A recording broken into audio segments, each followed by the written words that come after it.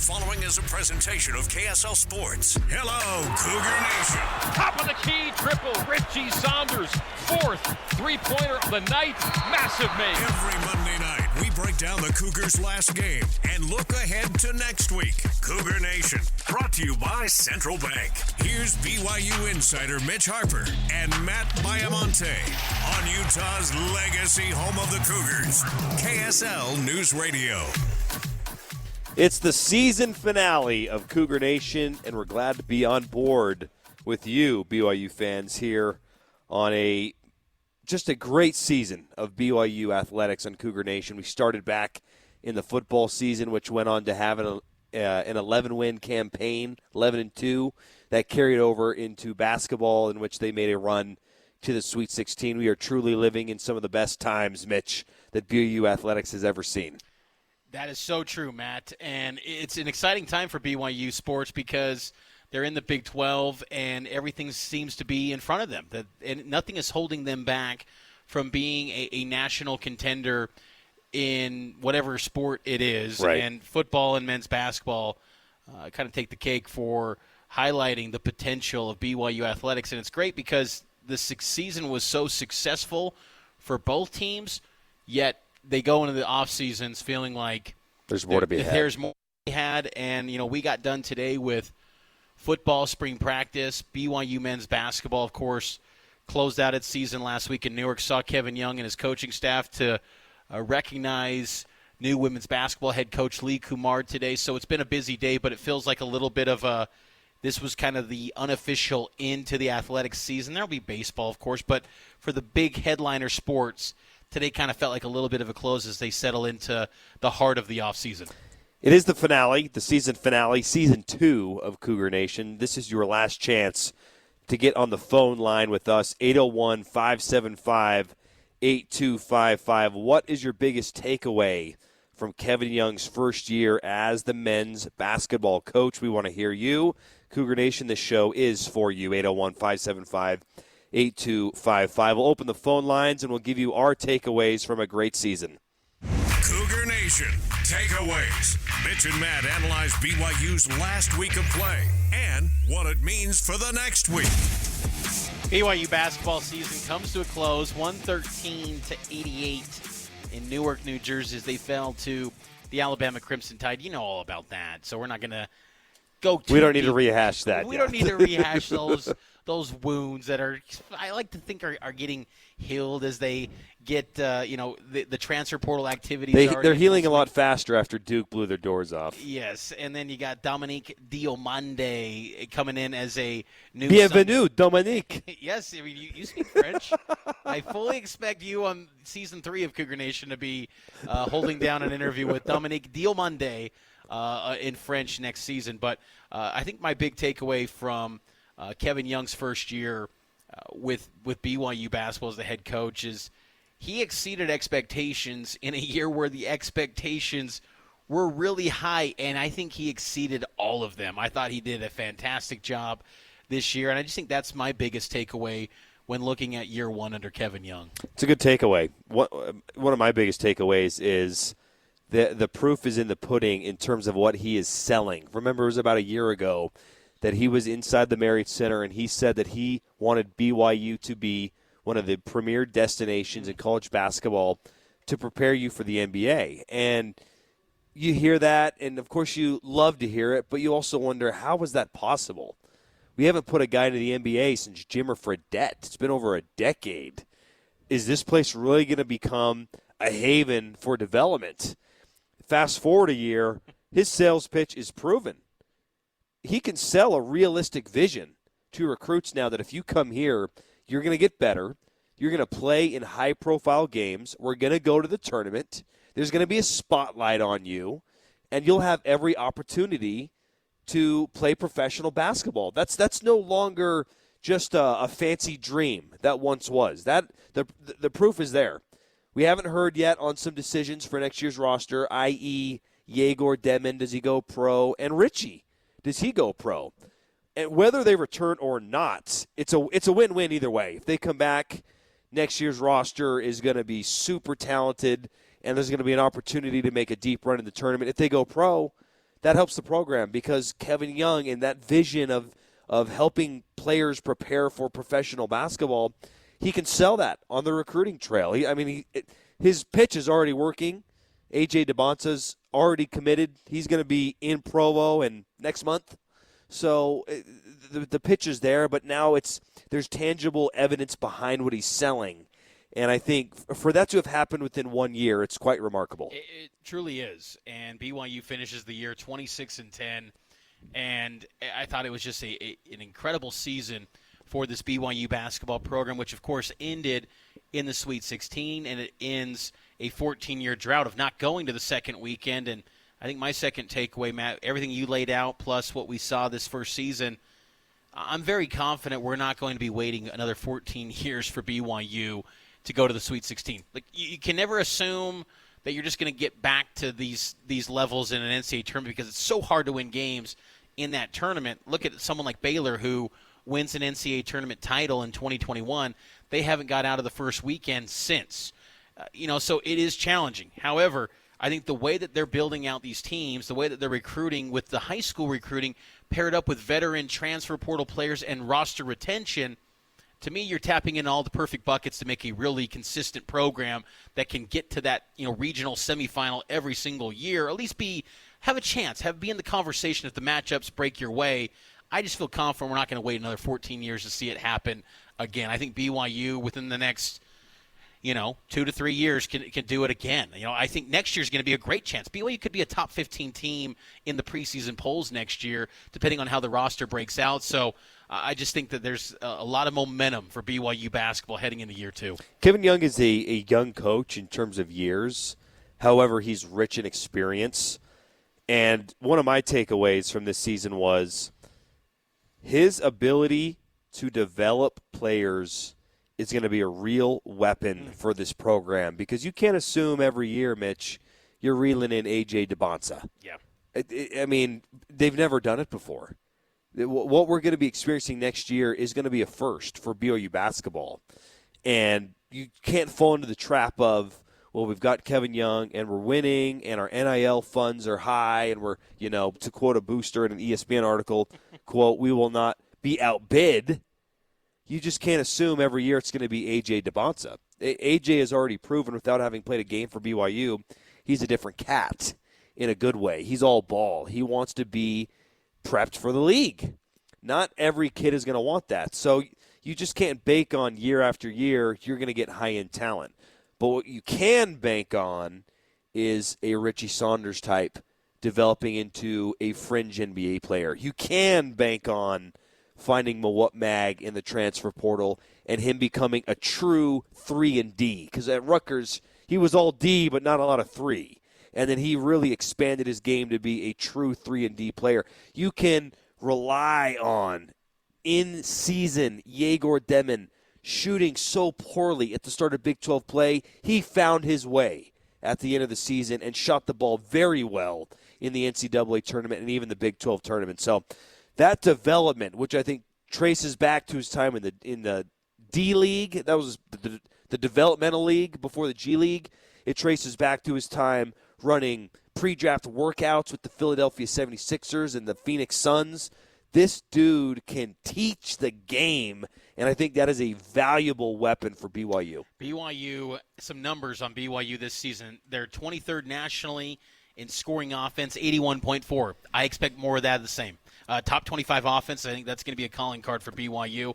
Scoring defense, 72.6 points per game allowed, 197th nationally. You got to get better there. Yep. And I'm curious to see how Kevin Young evolves with building out teams that are tougher on the defensive end. I thought they were tough this year, and I think they were underrated at times in games this season. But clearly, as you saw in the Sweet 16 and games, some even the second round where you play Wisconsin, they couldn't slow down Wisconsin at all. They could not shut them down in the second half. Fortunately for BYU, they were so good offensively that they were okay, and they won that game. But you've got to get better on the defensive end. I think that's one area that I'm really curious to see how Kevin Young evolves, because we've always known, since he's got here to BYU, his offensive background is just impressive. I mean, look at what he did with Devin Booker. His MVP years, or at least MVP caliber years, were under the watch of Kevin Young. Since then, I don't feel like Devin Booker's been close to an MVP level. So we know the offensive pedigree. Can he get it done on the defensive end and build out teams that can win on that side? Because we're seeing with Houston, who's going to a Final Four, defense can still win championships. I think he can. There's two things on the defensive side that I think hurt the numbers. Number one, they changed their scheme halfway through the year. I think they had an idea of what they wanted to do, which stemmed from NBA defenses. But one, you don't have NBA talent, Sure, which is harder to execute on the defensive end.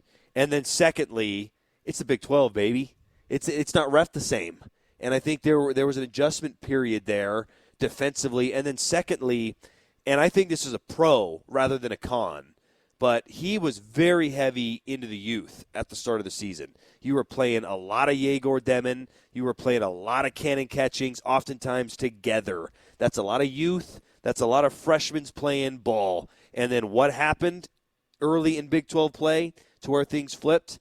You played a lot more experienced guys. You insert Mawot Mag in the starting lineup. You get Dallin Hall more minutes. Dawson Baker started to see more minutes. Those are all old guys in college basketball. So I think he learned a valuable lesson there, which is, hey, you can play an AJ. You can play a Yegor. You just can't have 3 of your 5 guys at one time being freshmen. And I think you'll see, mark my words, Mitch, you will see in the transfer portal, it's going to be juniors, it's going to be seniors filling those last roster spots because you need age and experience if you want to win.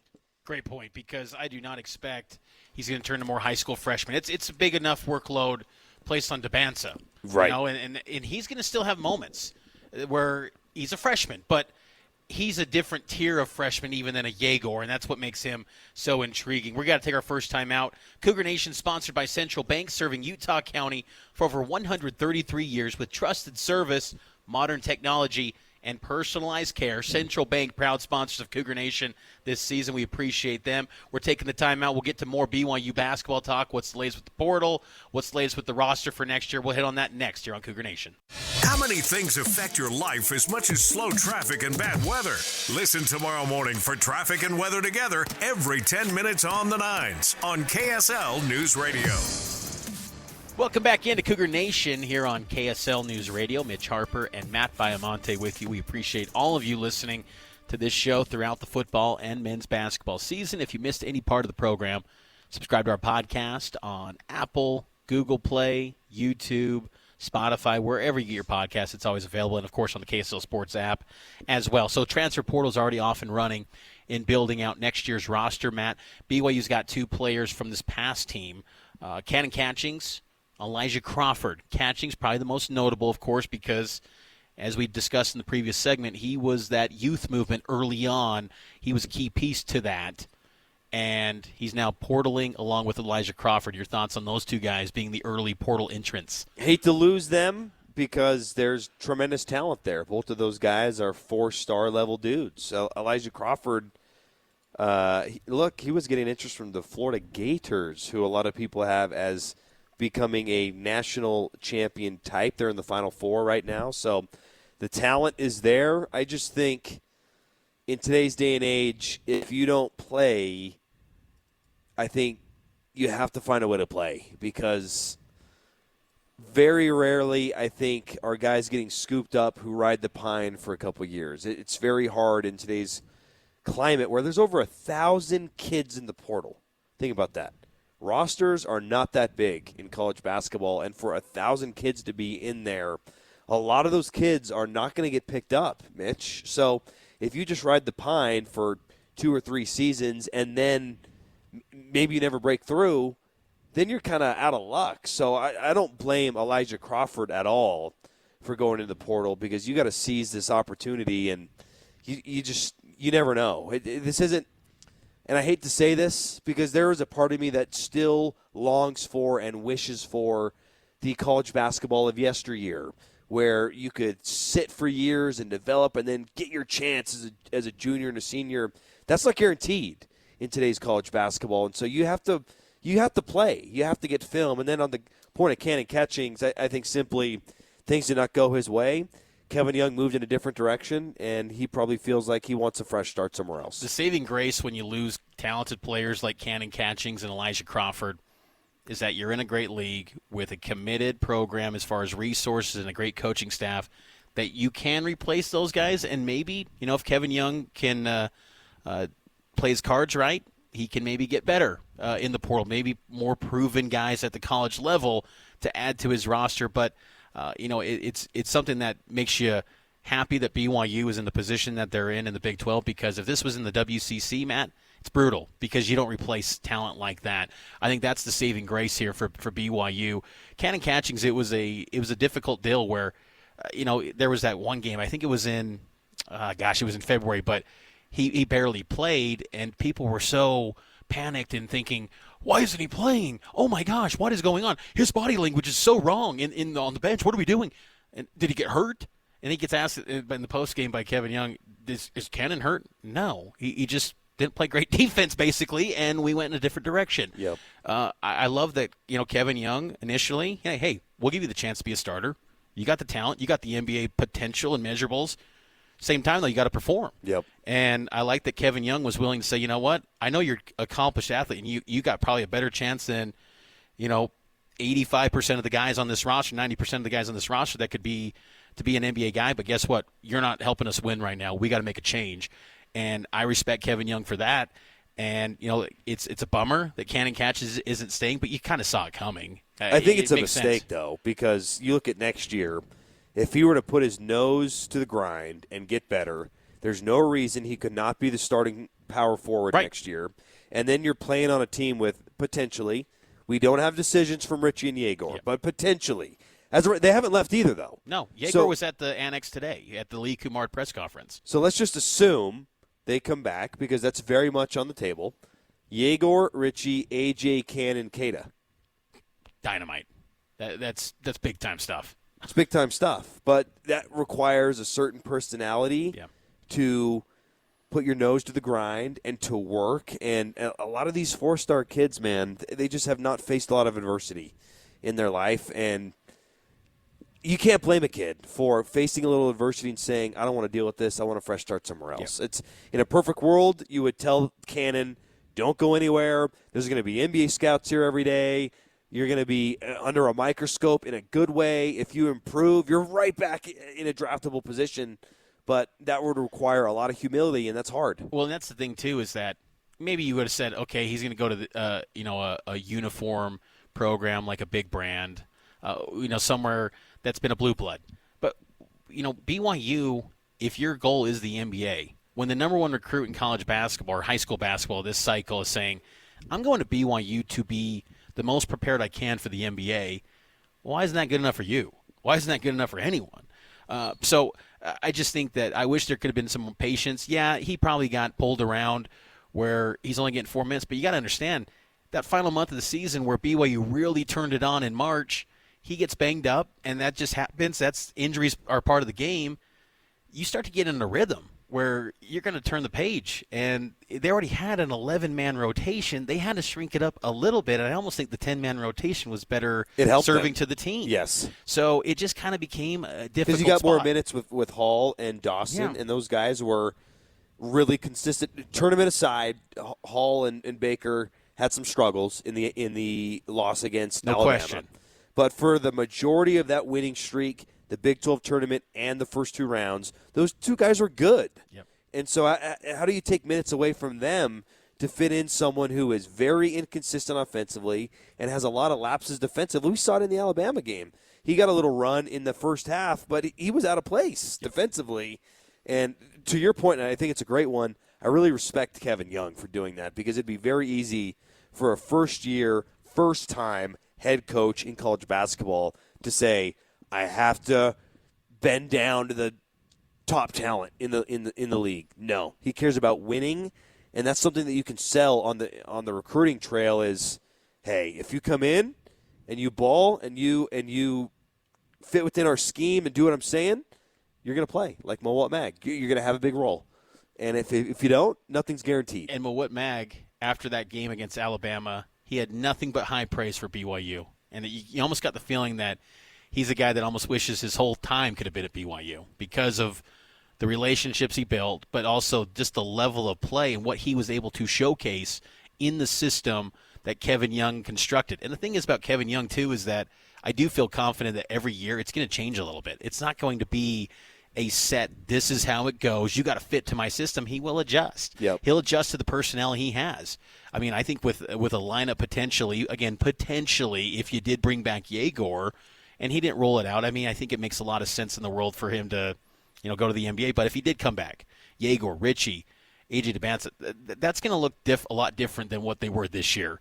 And Kevin Young, I can only imagine he'd be salivating at the idea of building out sets for those three. And with Keba Keita's that rim-rolling five, that worked out brilliantly. So I just think there's positive momentum for BYU. And look, they already replaced – I don't want to say replace. That's probably the wrong word because we don't know how it works out. But you lose Cannon Catchings, but then you get Dominique Diomande, former Washington signee. And I know there's like Cannon. Some mock drafts say, hey, maybe he's an NBA draft pick. We'll see. Yep. You got to get to the college level. He hasn't played a minute of college basketball, but he's a foreign kid from France, played at a high level there, and under the radar, total sleeper, could be that next Mawut Mag, potentially. We'll see what he can become. He's a guy that can guard spots 1 to 4, and that's something they need because Mag did that in stretches this season where, you play West Virginia on that road game. You're not getting that defensive lockdown performance against Javon Small with Cannon Catchings like you did with Mawut Mag. Yep. Can someone like Dominique Diomande do that for BYU next year? We'll see. It's tough for a young guy, but that's going to be the challenge in front of Kevin Young. Let's take a break. We'll continue breaking down a memorable season here on the season finale of Cougar Nation, and you can call in 801-575-8255. Be ready for BYU Game Day. Download the KSL News Radio app to stream BYU games, plus breaking news during the week. That's the app for KSL News Radio. Welcome back into the season finale of Cougar Nation. This is your last chance to sound off on a Sweet 16 basketball team. 801-575-8255. What was your biggest takeaway from Kevin Young's first season? You can also chime in on football, really anything in the world of BYU. We discuss a lot of random things during the breaks. We've been doing Cougar Sports Saturday together now for 6 years? Mm-hmm. Coming up on 6 years? 6 athletic years, yeah. Wow. And if you have enjoyed Cougar Nation and you don't listen to Cougar Sports Saturday, highly recommend this offseason jumping over to Cougar Sports Saturday, noon to 3 every Saturday. And if you're out doing chores or mowing the lawn or whatever, it's on the podcast feed. We put everything up on the podcast feed, Cougar Sports Saturday. It's a must-listen, must-subscribe if you like what we do here in Cougar Nation Monday nights. But we're talking about just how amazing this athletic year was, and is this the greatest athletic year in the history of BYU sports? It's got to be in the conversation, Matt. I think that, what was accomplished here in 2024, 2025 with football going 11-2, winning the Alamo Bowl, BYU basketball reaching a Sweet 16, that's some impressive stuff. And then you add the piece that you're in a power conference. The schedules are tougher than probably anything else that you compare it to. I still would probably lean to the 1980-1981 year as probably the number one year still because you got to the Elite Eight from basketball. 1980, you win the WAC. You also win the Holiday Bowl, your first bowl win. It really was the breakthrough athletic year that put BYU on the national map. And it got you to think that BYU could be something big time. Maybe it's a little bit of that this year, too, where it's a new era. It's setting the stage for BYU, has you believing that they can do something big in this new climate of college athletics, but I still would put 81 probably a little bit higher. I think 84 belongs there, even though it's mostly football-driven. I was going to say basketball in 84, 85, they were 500. They were 15-14, didn't reach the postseason, but football, national championship. I mean, not every university at the Division I levels won a national championship in anything. So to win a national championship in what is now the nation's most beloved sport, football, that I think holds some weight for sure. But really, when you're looking at the full picture, Mitch, I don't think there's a fair contender to this year because women's soccer, dang good, right? It's not just football and basketball. Track and field is elite right now. They have a great program under Diljeet Taylor. Volleyball has been so good, men's and women's, for so long. This is one of the most complete athletic programs in all of sport, and they have been for a while. It's just that football and basketball were not where you wanted them to be, and now they are leveling up. And so I think this was an outstanding year, and then you couple that with the promise of what can be achieved in the future, because we're truly at a point in time.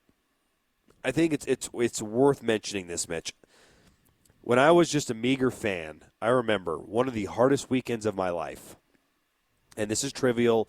People actually have to deal with hard things. When I'm a single man, all I care about is sports, and in like a 7-day period of time, the Lakers lose to the Jazz in heartbreak, back when Kobe was on the team. Utah beats BYU in dramatic fashion. This is 2012. This is the doink, the opportunity to stick it to the muss, and they can't do it. And then shortly after that, they rip it up to Boise, Idaho, and they fail the two-point conversion, all within a week's time. And I remember traveling back from Boise, talking with friends, saying, are we ever going to pay our coach top dollar? Are we ever going to put all of our chips in? Because it always felt like, and it was true for such a long time, that you were sort of exercising the benefits of BYU to get people here at a discount. And you just wondered what could happen if you went all in. If you said, this is what the elites in the sports are doing, we're going to match it. You don't need to be crazy. You don't need to pay a coach $30 million a year. But will you just be competitive with the going rates? That was a conversation you probably had with your dad many times. I had with my friends many times. We no longer had that conversation. And this is the first year where we're seeing the fruits of that investment. I don't know how you can't pick this year. That's a great point. And you look at what's happening, too, on the recruiting trail for basketball especially. Football, though, is on the climb. You see Nasi Taumaipeau officially signed a 4-star edge rusher. Ryder Lyons visiting practice. He gets added this year. Ryder Lyons is in the mix with BYU. BYU's leveling up, and I think there was always this feeling that if they got that power conference invite, they will be able to unlock something. And I think NIL, too, was so big. And I know it's trying on Cougar fans. I think it's trying on every fan base because, to your point earlier about, I think wanting to go back a little bit in time with what it once was. I romanticize that a little bit, too, some of the nostalgia of just knowing. The regionalness, the rivalries. But, man, I'll tell you, NIL and having passionate fans like BYU does, like Cougar Nation is, it creates this opportunity where BYU can be a big-time player. And you know what? You might not have the basketball tradition like Duke, but guess what? You can go take down Duke to get recruits now if you want to, get your foot in the door. And the thing is that the difference between getting these players, you got to have the staff and the culture and the environment. And it feels like both football and men's basketball have that right now. And it's good times for BYU sports. And now the next challenge, though, Matt, is that they got to break through. They got to win titles. And that's the one thing about this year is that none of them won a title. Football and men's basketball. No one won a title. You're meaning specific conference titles. Conference titles, conference tournament titles. Yes, football won a bowl championship, Alamo Bowl. Sweet 16 feels like kind of like a championship. Even then, we were down at the student-athlete building today having just an end of spring ball kind of roundtable interview session with a lot of players.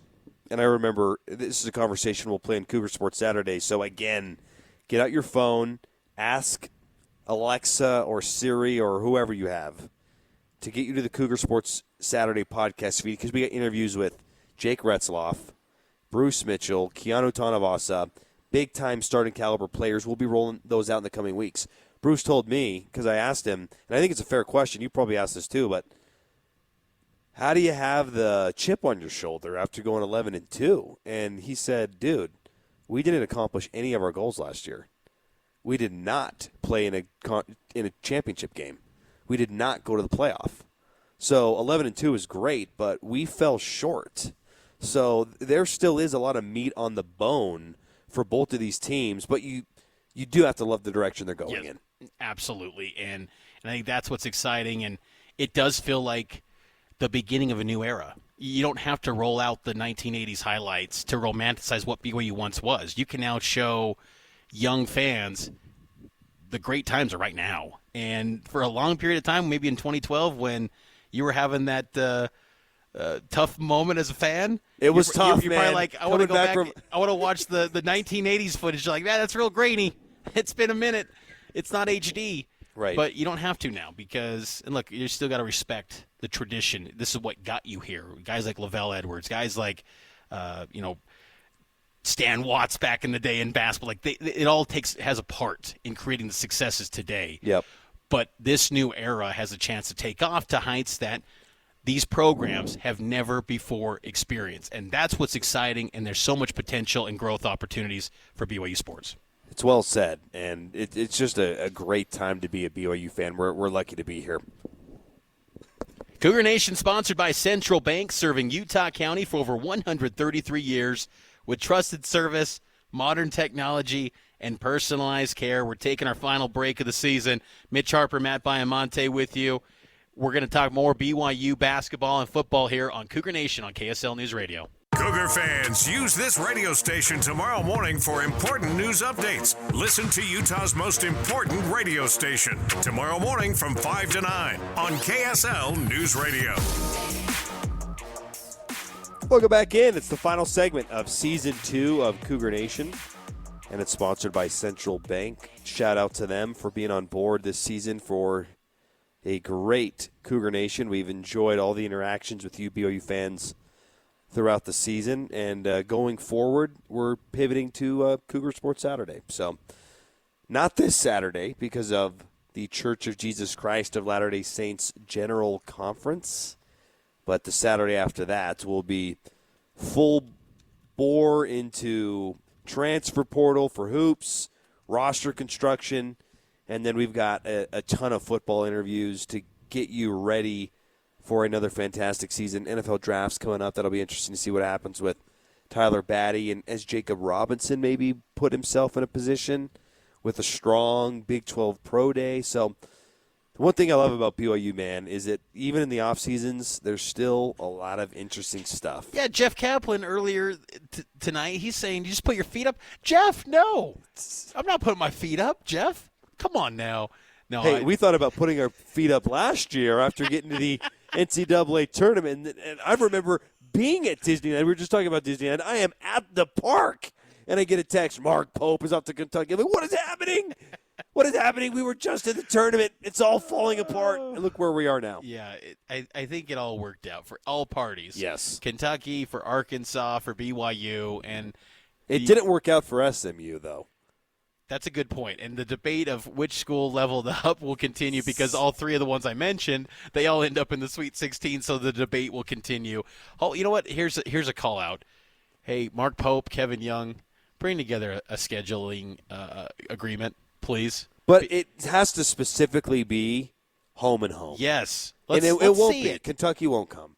Mark Pope won't come. I guarantee it. I know. It won't happen, but, man, I would love to see it. BYU versus Kentucky. Be dynamite. BYU, I think, is ready to do that type of stuff, but I hope that Kevin Young and co. drive a hard bargain. Like, this isn't 2009. We're not doing away and neutral at the Delta Center. Like, to me, you got to move on from that. You're a Big 12 team now. I think they're willing to do home and homes. They're willing to play in big-time MTEs. But none of this, we go to you, but then you come to Salt Lake. Like, I'm not about that, Mitch. BYU basketball schedule next year, they will have Villanova to open up the year. It'll be November 5th in Las Vegas. That's going to be – And then a one-timer neutral site, I'm okay with that. And you know what? Cougar fans will fill up that building. Oh, yeah. T-Mobile. For the first game of A.J. DeBanza. Oh, boy. And a potential return of Richie. And if you somehow get Yegor back and you – run it back against a Villanova team from the Big East, and they got a new head coach that comes over from Maryland. That's going to be so much fun. We'll see how all the rest of the schedule comes together for BYU basketball, but I have some confidence that Kevin Young's going to piece together some awesome matchups because I think even for him, he was like... They won't do the non-conference like they did this year. I think at times even he was a little bit like, this is what we're playing? Like, this is a little bit boring. Like, even he goes from coaching up the NBA, and then he's coaching against Florida A&M. Like, no disrespect to the Rattlers, but get this. Here's a fun stat from this year. Disrespect the Rattlers. But here's a fun stat from this year. BYU in non-conference played more teams linked to gambling scandals than they did Quad 1 opponents. Wow. Fresno State and Florida A&M are both linked to point-shaving scandals this season. They played more point-shaving scandal teams potentially than Quad 1. So I feel confident they're going to have a lot more Quad 1s in the non-conference schedule. When you get a number one recruit like DeBanza and potentially a tandem of him and Richie Saunders, yeah. Oh, by the way, A.J. DeBanza's in action right now. He's at the McDonald's All-American Dunk Contest. Dude just had a perfect 50 on one of his slam dunks. I asked him earlier today what he thought about the potential tandem between him and Richie Saunders. And he's like, Richie's got to make his decision. We'll see what happens with there. He noted that he hasn't had much talk with Richie, but said that he feels those two together could be, quote, pretty special. And I tend to agree. I think that could be some awesome two players that are highly physical. I mean, they're not going to lack for the physicality department. When you face a Houston, when you think physicality, DeBanza and Saunders are going to be ready for that challenge next year if they line it up together. That potential pairing, because it's not guaranteed that Richie's coming back, though I think there's a good chance that he will, if you just think about it logically. Yeah. I don't see – look, at the very least, he should go test the waters. Go get an evaluation. Go to the pre-draft workout. There's nothing to lose from doing that. But he's going to be highly sought after with NIL. There's revenue sharing. He's a viral sensation with the tater tot. Like that's gonna bring in more money next year. It's going to continue. So, if he does come back, though, the point I want to make here, Mitch, is all the more reason to keep a Yago or a Dallin, because you need someone, preferably both, in my opinion. But you need point guards who are going to distribute. You got to run your offense through those guys. That's not to say Yago or Dallin can't score. You still need scoring at that position.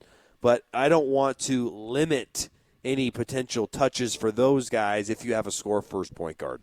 Yeah, that's a good point. And it'll be a lot of fun to see that schedule when it eventually comes out. For football, they're going to open up the season on August 30th against Portland State. And then Frank Reich coming to Provo. What do you think of that? Yeah, that's pretty interesting. Stanford Cardinal, Frank Reich. Frank Reich, it's kind of a weird deal. He's coaching 1 year and that's it. Yeah, it's his interim deal to help out Andrew Luck, who's I guess you could say the general manager of that Stanford program. Yep. And, yeah, they'll be coming to Provo, so that's going to be a lot of fun. Football's going to have heightened expectations. They're going to probably be, I would expect, a preseason top 3 team in the Big 12 next season. I think when the preseason poll comes out in the summer. I don't think they'll be top 25 nationally, though. Really? Yeah. Interesting. I think they will. Really? I think they will. I think they'll sneak into the top 25. I think they didn't have a sexy transfer portal class, though. But I think that Alamo Bowl will kind of carry the. I hope you're right. It'll win the day, and they'll probably be that 23 to 25 spot. But because that's a great place to start. Yeah, I think there's room to grow, and I think the fear that a lot of Cougar fans have, though, when expectations get leveled up, is the fall coming, and is because.